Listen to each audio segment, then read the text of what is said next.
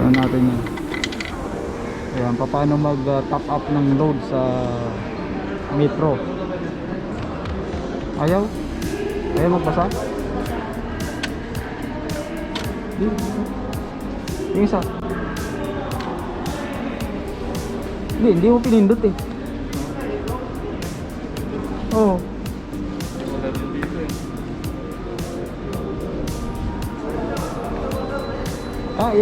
Error eh. Pag yan, magbasa. Yun, Yan. top up. Yan, 10. 10. 10.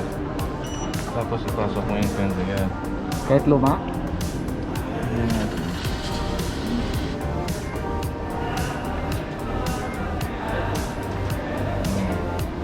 Then, Ganyan na siya. no receipt, no. Hindi na, tatapon mo na ang receipt na yan. I-inquire mo siya ngayon. Yan, i-query mo.